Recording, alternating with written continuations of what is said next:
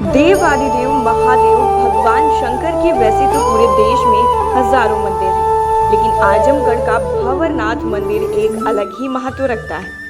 आजमगढ़ शहर से सटे इस भव्य मंदिर पर शिवरात्रि पर्व और सावन मास में भक्तों का तांता लगा रहता है। इस मंदिर के बारे में जो दंत कथाएं हैं वो लोगों को न केवल रोमांचित करती हैं बल्कि आस्था के सागर में डूबने को मजबूर कर देती हैं।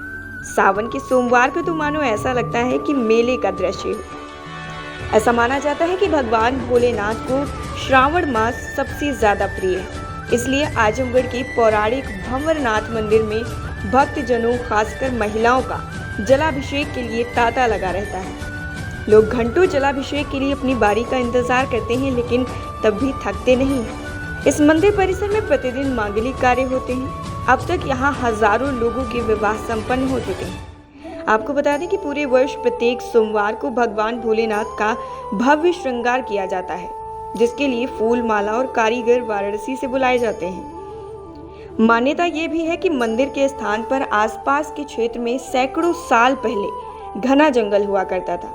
ग्वाले अपने मवेशियों को चराने के लिए यहाँ आया करते थे। सैकड़ों वर्ष पूर्व ग्वालों को आभास हुआ कि इस विशेष स्थान पर जब गाय चर के वापस घर लौटती है तो उसके थन से दूध गायब हो जाता है। जब इसकी खोजबीन की गई तो पता चला कि गाय झाड़ी के इस विशेष स्थान पर पहुंचती है तो उसकी थन से अपने आप दूध निकलने लगता है। जिसके बाद झाड़ी की सफाई की गई और मिट्टी की खुदाई के बाद शिवलिंग अवतरित हुआ।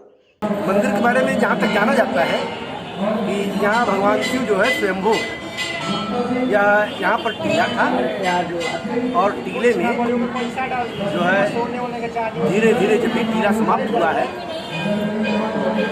यहाँ जो है शिव जी का जो है आविर्भाव हुआ। लोगों ने जाना कि यहाँ शिवलिंग है। और किसी भी पौराणिक स्थल के बारे में अनेकानेक कहानियाँ होती हैं। एक कथा यह भी यहाँ है कि यहाँ पर एक टीला था, झाड़ियाँ थी। यहाँ गांव के लोग जो है पशु चराने के लिए आते थे। वो ग्वाला था जिसकी गाय यहाँ आती थी। उसकी गाय जो है शाम को घर जाने के बाद उसके थन में दूध नहीं था। लोगों ने इसको ज़्यादा निरीक्षण किया वालों ने कि आखिर इनकी गाय बिना दूध की कैसे हो जाती है। दिन भर चरती है, शाम तक थन में दूध रहता है, अचानक घर आने के समय जो है थन खाली होता है। लोगों ने देखा कि वह शाम के वक्त आने से कुछ देर पहले झाड़ी में जाकर और उसका सारा दूध एक स्थान पर गिर जाता है। उनके अंदर एक गुस्सा की भावना है या फिर क्या बात है, यहाँ हमारी गाय का दूध खाली हो जा रहा है। अगले दिन जो है सारे ग्वाले मिल करके सबने जो है वहाँ जमीन खोदा, मिट्टी हटाया। पता चला कि नीचे एक शिवलिंग है। तो वह शिवलिंग जो है इसके बाद वहाँ पूजा की जाने लगी। अच्छा, भ्रमरनाथ, भंवरनाथ, भंवर माने भंवरा, इसका संस्कृत शब्द है भ्रमर। तो भ्रमर जो है भ्रमरनाथ का नाम पड़ा, यह माना जाता है। वही बताया ना कि अनेकानेक दंत कथाएँ हैं।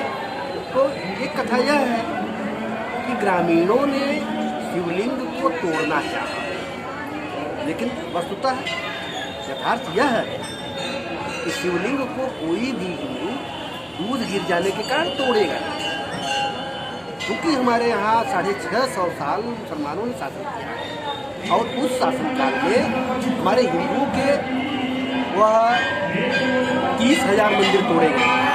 इस बार इस शिवलिंग को हटाने का कार्य जैसे ही प्रारंभ किया गया, जमीन के अंदर से हजारों की संख्या में भंवरे निकल आए, जिससे लोग वहां से भाग खड़े हुए। इसके बाद किसी तरह जब दूसरी बार खुदाई शुरू की गई तो हजारों की संख्या में भंवरों के साथ साथ सांप बिच्छू भी निकलने लगे और लोगों को काटने लगे। आक्रांता वहां से फिर से भाग खड़े हुए। इसके उपरांत इस स्थल पर शिवलिंग को लेकर लोगों ने इसे भगवान की इच्छा समझा और लोगों ने शिवलिंग की पूजा करनी शुरू कर दी। भगवान शिव के अवतरित होने पर लोगों ने अपनी मनोकामनाएं भी यहाँ आकर रखनी शुरू कर दी और मनोकामना जब पूरी होने लगी तो दूर दूर तक इस देव स्थान की ख्याति पहुँचने लगी। धीरे धीरे हजारों की संख्या में लोग यहाँ पूजा अर्चना और मनौती मानने के लिए उमड़ने लगे।